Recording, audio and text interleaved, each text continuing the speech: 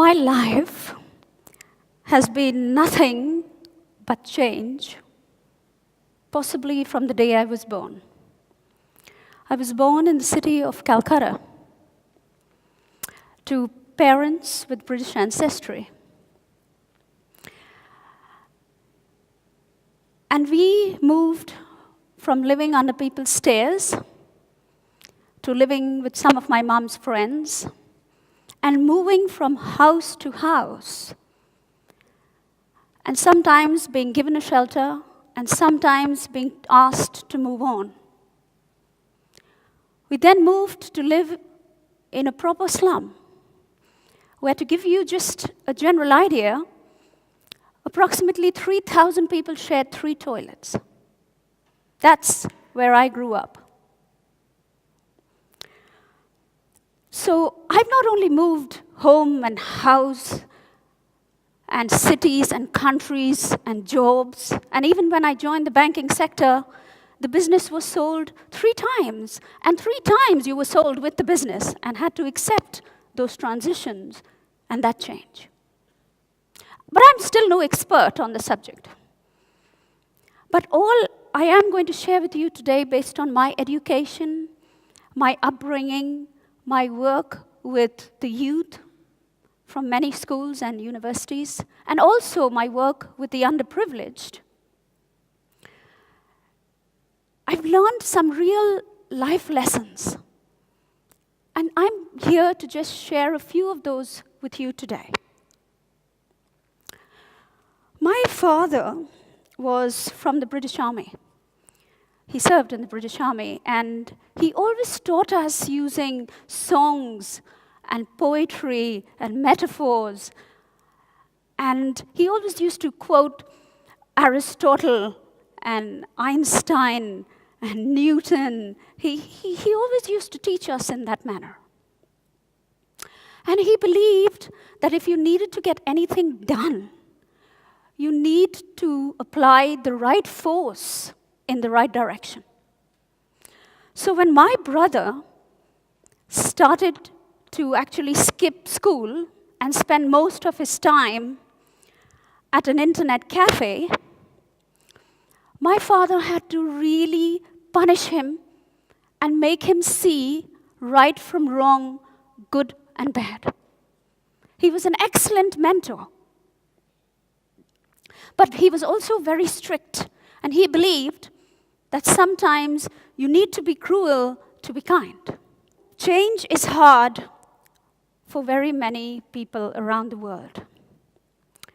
Every generation has faced changes in different ways. My father faced changes that came with World War II. But while we in the first world talk about drone dropping and driverless cars and robots in our kitchens, we've got to remember that there are millions of young people and children who are actually forced to deal with this change by default. Very many of those children are actually facing what I faced.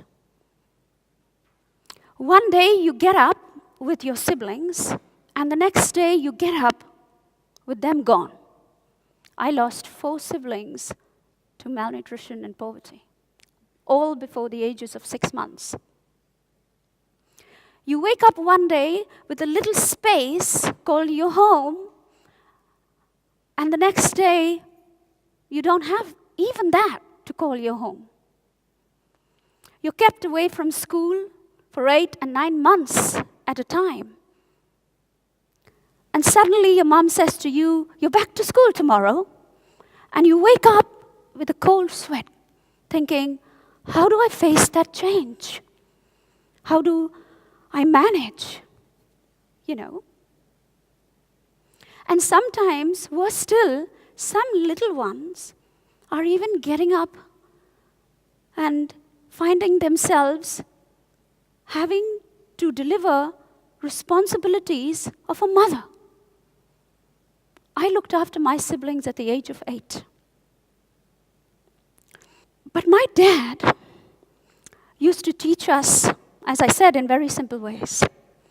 And we used to, my sister Vanessa and myself, were in one of our little homes in a little room in a place called Dum Dum, just outside the city of Calcutta. And early in the morning, my dad used to take this big oil tin and sit on it. And we had little oil tins, and we used to sit on it. And he used to tell us stories. We didn't have a television. We didn't have a telephone. We didn't have the internet. We didn't have smartphones. We had nothing.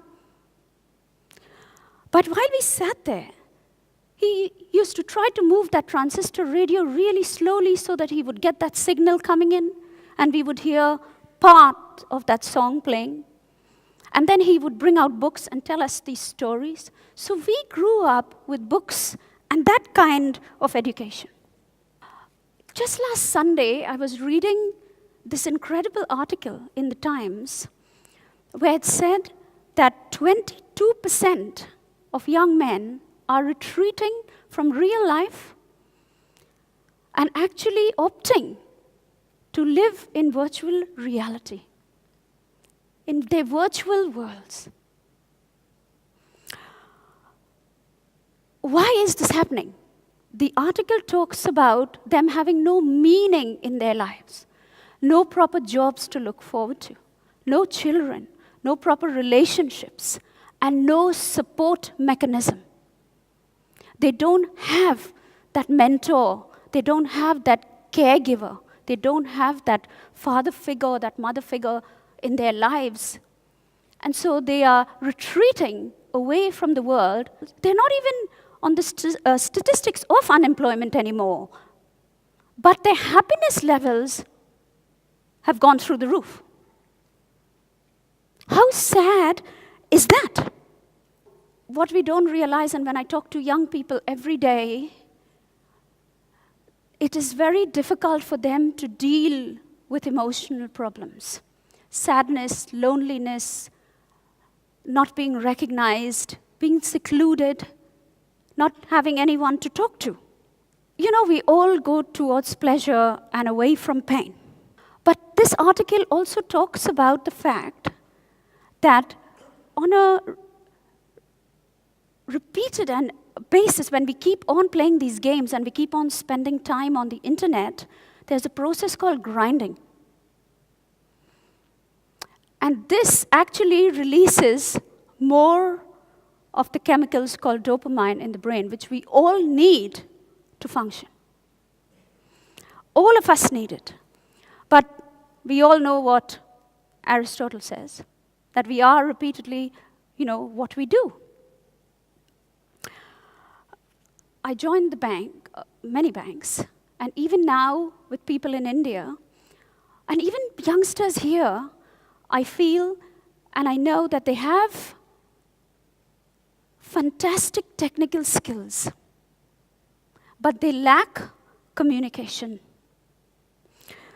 And this is only because they really need that help and that mentoring, and they need that support mechanism which they aren't really getting. Another impact that we are dealing with human behavior is the fact that I find most young people tell me that many people on social media now feel that it's their right to criticize someone without having to reveal their identity, or because they are seated so many thousands of miles away from you and they don't have to face to face. But we must understand that many of the young people do not have the ability to deal with that. Take Mother Teresa, for example. She's just made a saint, but she has had this powerful mindset to basically detract and to distract herself from all the kind of wild things that people have said about her. But not many people have that ability. But we have to try and help young people all over the world to try and find the strength within them. Don't get me wrong, I'm not saying that the internet is good or bad. All I'm saying is that this is a few things that experts are saying on the matter. I'm not saying that it's good or bad. I'm just saying that we need everything in moderation. We need to create that balance, and we need to provide that care and support mechanism for the younger generation or for the underprivileged. The internet, to me, personally, has been very, very beneficial. But of course, it's a tool, just like anything, like technology. It can be used and misused.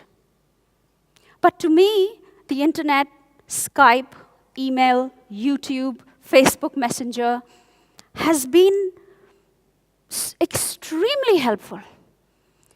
I have managed to change hundreds of lives just by using all of this. Coaching sessions, mentoring sessions, training sessions, online sessions. It's just been a phenomenal help to so many people out there who we would never have been able to reach without these changes in our generation. It is extremely inspiring and overwhelming when a young person comes up to you and says, "Can you help me? Can you train me? I want to improve my life. I want to study. I want to know more. Can you help me?" That is so empowering. We need to find ways and means of how we can move and change in our worlds, but we also need to understand that there is half the world who also need our help. I say to young people and the underprivileged mainly every day that if you have access to the internet and you have a smartphone, good for you. But if you don't, you need to understand that you have something far greater than technology and a smartphone. You have the human brain. You have, and that really harnesses an irrepressible mind. To commit and to recommit and to try and try again. Just like I grew up with no technology. But we must not blame the fact that, we don't have a smartphone, but you don't need a smartphone to be smart. We mustn't blame the fact that you don't have a smartphone or you don't have access to the internet in order for you to progress. And this is some of the inspiration, this is some of the help that inspires these people to go on until we can provide internet access and other such facilities to all who need them. Change is inevitable. Change is obviously constant in the progressive world. But we in the developed world and educated people all over the world need to look at change in a more selfless or from a more selfless perspective. We need to use these wonderful changes to change the whole world and to possibly help people who are in more need of this help and this change and this assistance than we are. So I'm just here today to ask each of you, as students mainly, to find ways and means to help these people and all who need it to move within this transition process with us. Because many of them don't understand what is happening. They don't understand how fast our world is moving. But people like you can help them. People like me, we can help them. So let's try and make this world and use the changes we have, make it a better place for you, for me, but for all of humanity too. Thank you.